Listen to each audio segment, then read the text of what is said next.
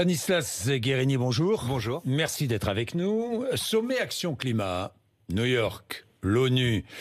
N'est-il pas temps de proposer des actions concrètes, franchement? Si, bien sûr. En France comme ailleurs. Si, bien sûr. Dans le monde, oui. En Europe, oui. En France, oui. Et dans chacun des villages de France. Je crois que c'est comme ça qu'on doit attraper ce sujet. L'Allemagne propose 100 milliards d'euros, un plan à 100 milliards d'euros. Pourquoi est-ce que nous ne proposons pas la même chose? Mais parce que nous le faisons déjà. Moi, je veux bien. À 100 milliards. Mais bien sûr. Nous faisons à 100 milliards, nous. Il faut avoir l'honnêteté de dire que 100 milliards, oui. c'est jusqu'à 2030. Oui. Ça veut dire 10 milliards d'euros par an. Et nous faisons la même chose. La France investit, bien sûr, plus de 10 milliards d'euros par an dans la transition environnementale. 6 milliards d'euros pour multiplier les énergies renouvelables, 2 milliards d'euros dans le bâtiment, 1 milliard d'euros pour pouvoir changer de véhicule. En réalité, on a déjà dépassé ces montants. Mais si on veut agir, il faut le faire à deux échelles.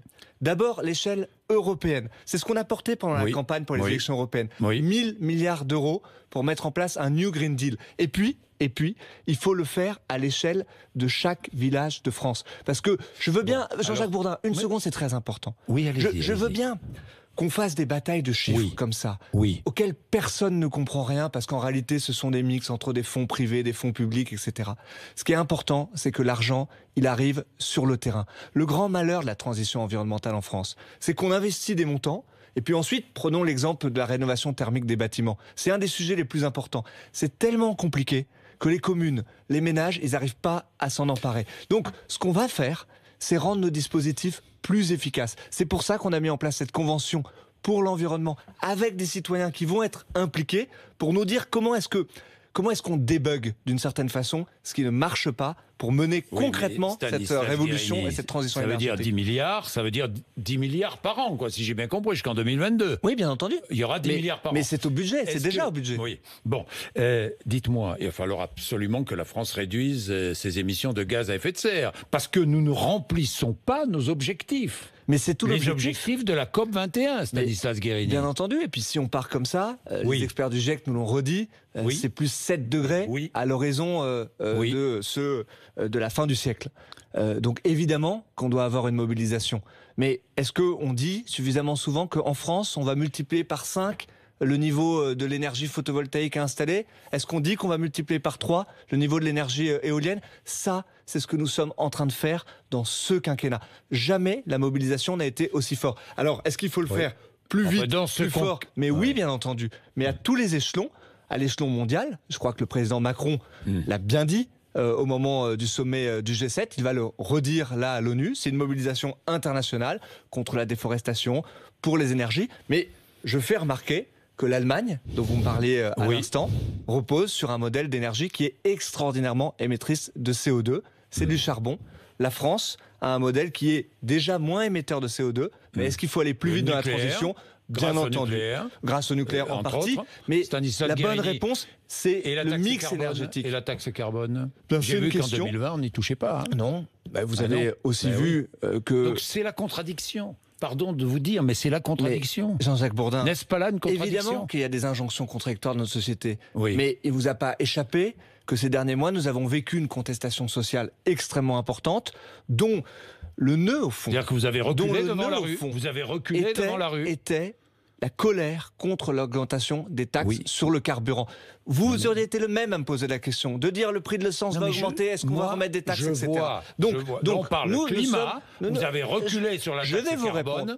Est-ce qu'elle sera rétablie avant 2022? Non. Est-ce que la taxe carbone sera augmentée avant 2022? Nous avons décidé, je vais vous répondre très clairement, d'arrêter toute augmentation de taxes sur l'essence. Jusqu'en 2022. C'était très important. Jusqu'en 2022. Mais en tout cas, pour le budget 2020, c'est une évidence. Après, comment est-ce qu'il faut faire? Il faut construire non pas des solutions qui viennent s'imposer à nos concitoyens, mais il faut co-construire avec eux. Je vous parlais à l'instant de cette convention citoyenne pour le climat. C'est-à-dire qu'on a réuni des citoyens qui vont justement se dire comment est-ce qu'on fait des choix de société qui sont des choix de société partagée, acceptable. Et si on remet de la fiscalité carbone, comment est-ce qu'on la rend acceptable, justement, pour qu'elle puisse compenser... Si les citoyens le demandent, vous le ferez. Bien, c'est l'engagement que nous avons pris, Jean-Jacques Bourdin. C'est l'engagement que nous avons pris, parce que sinon, on ferait les choses à moitié. On se dirait, on donne la parole à nos concitoyens, on leur permet de créer du consensus sur ces questions qui sont si importantes, et puis ensuite, on ne tient pas compte de ces décisions. Eh bien moi, c'est pas la vision que j'ai de cette convention citoyenne. Ce qu'ils diront, il faudra le faire. Il y a certains sujets, on l'a dit, qui pourraient être d'application directe, d'autres qui pourront donner lieu à des référendums. Eh bien, c'est comme ça que nous engagerons cette transition écologique, mais de façon consensuelle. Il faut arrêter de réformer pour les Français, il faut réformer avec les Français. C'est ça que nous avons entendu. Ça doit être le marqueur de cet acte 2 que le président de la République a décidé d'ouvrir. Bien, Stanislas Guerini, parlons immigration ce soir, bureau exécutif de la République en marche. Mercredi soir. Mercredi soir. Bon, sur l'immigration, enfin dans la semaine, regardons un peu les choses de près. Harmoniser le droit d'asile en Europe, c'est le travail des ministres européens à Malte. Il y a une réunion aujourd'hui, mais je voudrais aller un tout petit peu plus loin sur ce droit d'asile. Dites-moi, ce droit d'asile, n'est-il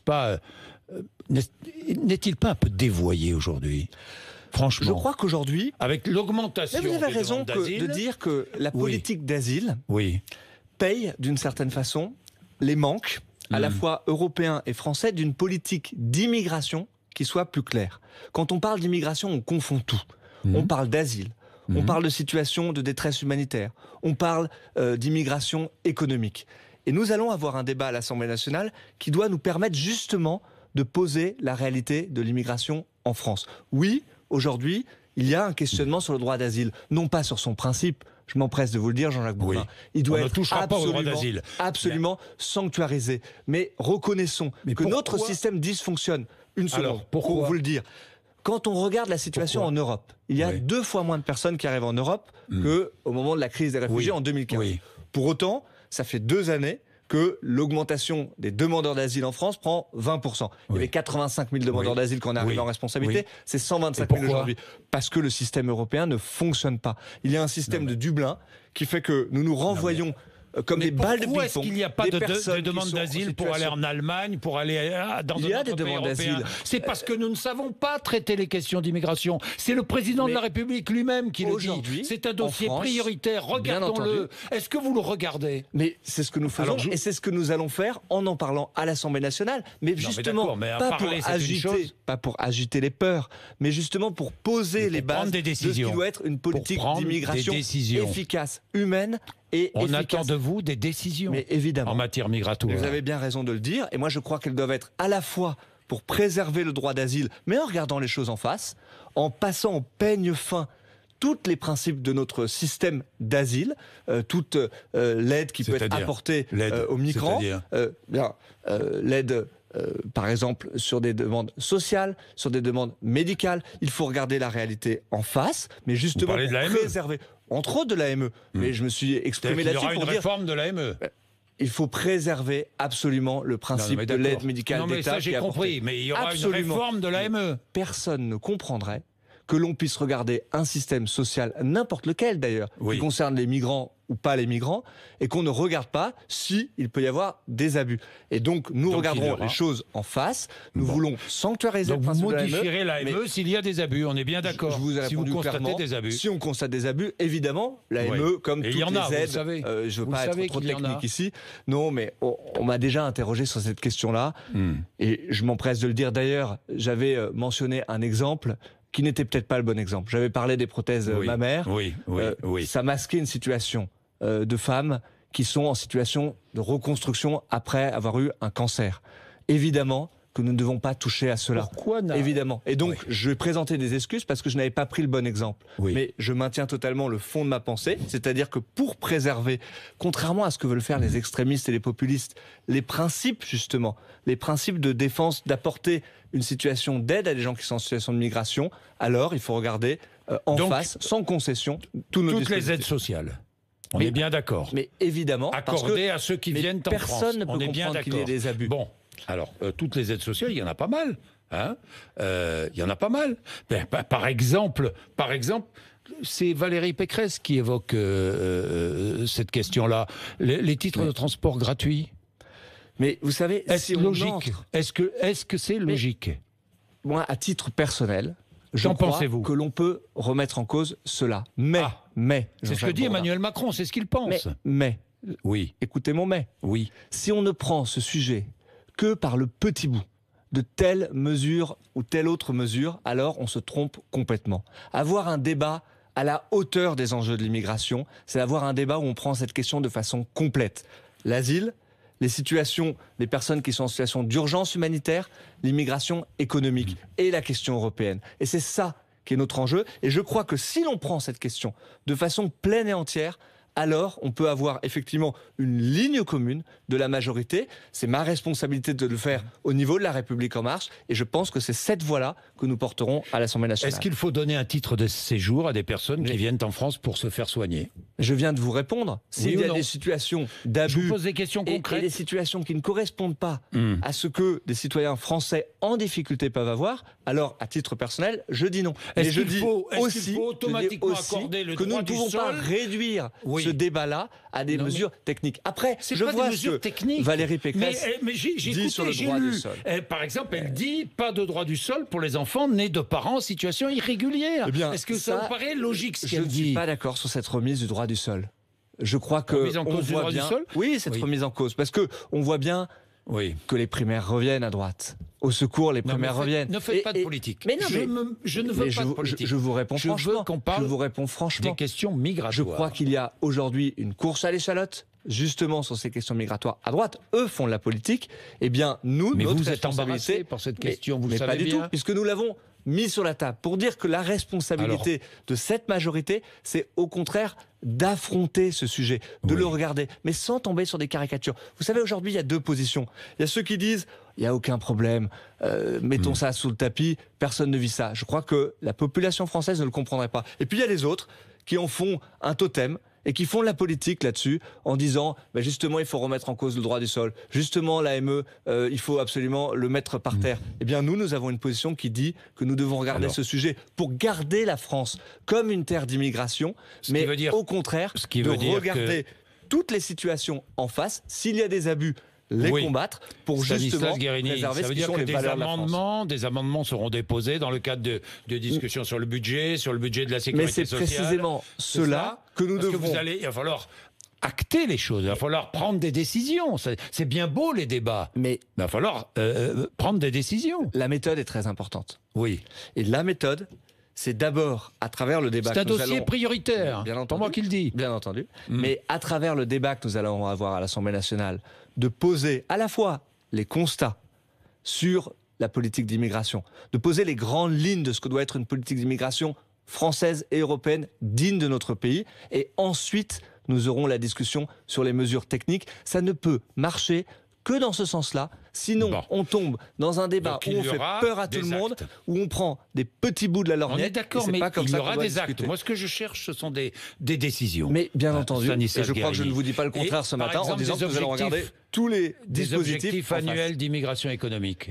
Oui ou non ? Il faut être très clair sur cette question. Moi, je suis contre la question des quotas qui concerneraient l'asile. En revanche, je suis favorable à ce que, là aussi, dans une méthode de concertation avec les branches professionnelles, avec les représentants syndicaux, avec les régions, on puisse regarder la situation de chacune des branches en France. Le gouvernement prépare je crois que ce n'est pas le cas aujourd'hui. En ce sens ? Je ne sais pas. Nous allons avoir le débat, mais moi j'y suis favorable, je vous réponds de façon très directe, à ce qu'on puisse justement, en discussion, en concertation avec les acteurs, regarder quelles sont les branches qui sont en tension et pouvoir fixer une stratégie française d'immigration économique. J'avais l'impression d'écouter non pas l'homme de la campagne présidentielle, mais un responsable du Rassemblement national, a dit une députée La République En Marche, après le discours d'Emmanuel Macron de la semaine dernière.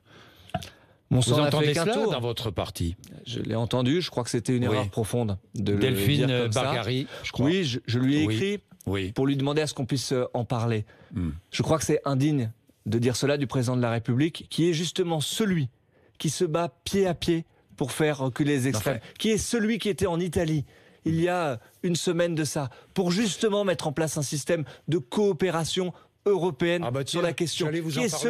Qui est celui, Jean-Jacques Bourdin, qui a nommé un gouvernement, qui a augmenté de 50% depuis que nous sommes en responsabilité les moyens pour mieux traiter la question de l'immigration et de l'intégration en France. Il veut accueillir. Mais il ne veut rien remettre en cause de ce qui doit être l'humanité de notre continent, notre pays. Vous savez ce que demande l'Italie? Une rotation des ports d'accueil des migrants. Est-ce que la France est d'accord? Mais la France propose des choses très précises sur cette question-là. Est-ce que la France est d'accord? Et moi je vous réponds, Jean-Jacques Bourdin. Et moi je vous réponds, la France est d'accord pour avoir beaucoup plus de coopération. Ce que demandent nos voisins et amis italiens. Une rotation des ports d'accueil des migrants. C'est qu'on ne les laisse la France n'est pas tomber. D'accord. La France n'osera pas tomber. Mais ce qu'il faut, c'est qu'on ait des situations de coopération. Qu'est-ce que nous proposons?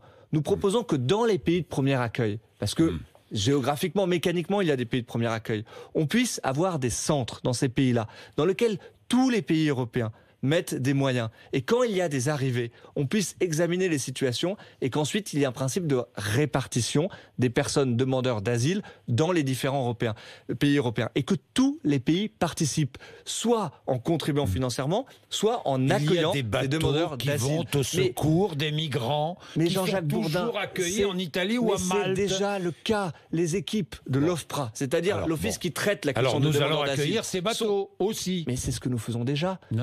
Les personnes qui sont sur l'Aquarius. D'accord. Il y aura une rotation avec l'Espagne, la France. Si vous me laissez pas finir, on ne comprendra rien à ce que je raconte. Mais la France. Parce que vous me répondez pas. Mais je vous réponds très précisément en vous disant que la France envoie déjà des équipes et recueille des personnes qui sont sur ces bateaux. Un quart des personnes qui sont sur l'Aquarius, c'est en France qu'elles sont accueillies. Et c'est l'honneur de la France. Nous ouvrons nos ports. Mais il n'y a pas de solution sans coopération et sans solidarité européenne. C'est ça que porte la France. Nous sommes prêts à ouvrir nos ports. Mais nous le faisons déjà en accueillant des personnes qui sont dans les pays de premier accueil, justement ensuite accueillis sur le sol français.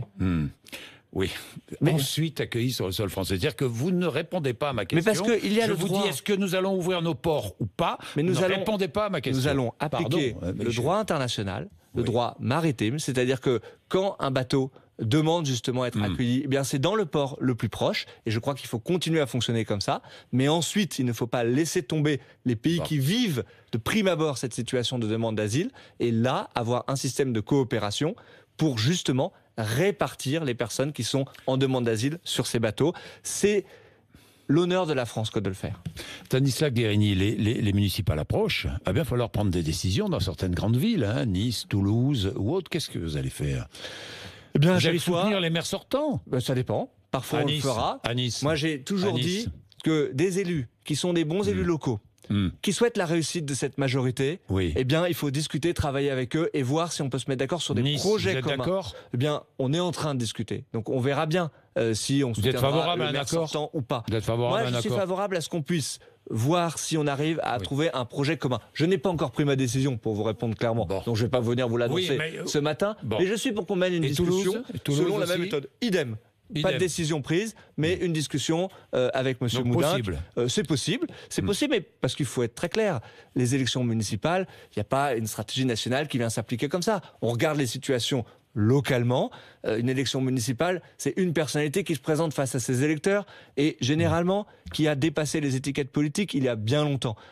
Si je le dis modestement, les maires de France, ils ont souvent fait du En Marche avant En Marche. Eh bien, nous allons être respectueux de cela, en nous souvenant que nous sommes une jeune formation politique qui n'est pas implantée aujourd'hui. Nous avons 2000 élus locaux. Moi, mon objectif, c'est qu'on puisse faire progresser nos idées partout. Et donc, on puisse multiplier le nombre d'élus locaux dans les villes de France pour pouvoir mieux agir demain. On se parlait en début d'entretien de la transition écologique. Mais si on veut que cette transition, elle devienne une réalité sur le terrain, on a besoin d'élus locaux partout en France qui justement soient le relais des politiques qu'on mène. C'est exactement comme ça que j'ai fixé nos objectifs dans cette élection municipale. On sera très humble. Je crois que personne ne comprendrait que la République En Marche ait envie d'aller planter des drapeaux partout en France. Nous voulons pousser des idées et des élus progressistes. Et là où il y en a déjà, nous les favorisons. Alors, il y a une crise sociale aussi, et il y a des contestations un peu partout, dans les hôpitaux publics, ça ne va pas du tout, des médecins maintenant, des chefs de service, beaucoup demandent des états généraux de l'hôpital public. Vous êtes favorable? États généraux de l'hôpital public? Moi, je crois qu'Agnès Buzyn il est temps. a, ces derniers jours, annoncé des choses très importantes sur l'hôpital. un investissement de 750 millions d'euros. 400 chefs de service d'hôpitaux. Et puis, surtout, ce qui doit aider la situation de l'hôpital, c'est de changer l'organisation du système de santé dans notre pays. Ce qui se passe dans les urgences, c'est le symptôme d'une organisation d'un système de santé qui dysfonctionne. Vous n'allez pas changer totalement. du jour au lendemain. Non, bien sûr. Bon. C'est pour ça qu'il faut accompagner. C'est pour ça qu'il y a des mesures d'urgence qui ont été prises, justement pour aider les personnels en situation très difficile parfois, leur donner une prime. C'est plus de 100 € en réalité qui a été versé depuis le début de ce conflit. Mais surtout, il faut changer les conditions de travail dans les urgences en sortant dans ce système absurde de toute urgence et en ayant le résultat qu'on connaît, c'est-à-dire qu'il y a 2 fois plus de personnes qui vont aux urgences aujourd'hui qu'il y a quelques années. Eh bien, si on ne règle pas ces dysfonctionnements profonds, alors on n'apportera pas de réponse pérenne à la situation des urgences françaises. Et j'ai une dernière question sur les policiers qui sont dans la rue le 2 octobre, qui sont appelés à manifester le 2 octobre. Ils craignent pour leur retraite et leurs heures supplémentaires n'ont toujours pas été payées. Mais vous savez, d'abord je veux redire que nous sommes derrière les forces de police de ce pays. Parce que ce qu'elles vivent, et elles ont vécu encore cela ce samedi, depuis de nombreuses semaines, de nombreux mois maintenant. Ce que vous leur devez, Stanislas Guerini. C'est justement là aussi dans l'organisation du système des heures de travail, ce que Christophe Castaner a avancé en versant des primes aux policiers, mais leur situation, leurs conditions de travail sont très difficiles et il faut les accompagner, mais je crois qu'ils ont un ministre de l'Intérieur qui est à leur côté pour pouvoir faire cela. Bien, merci Stanislas Guerini, il est 8h54, RMC et BFM TV.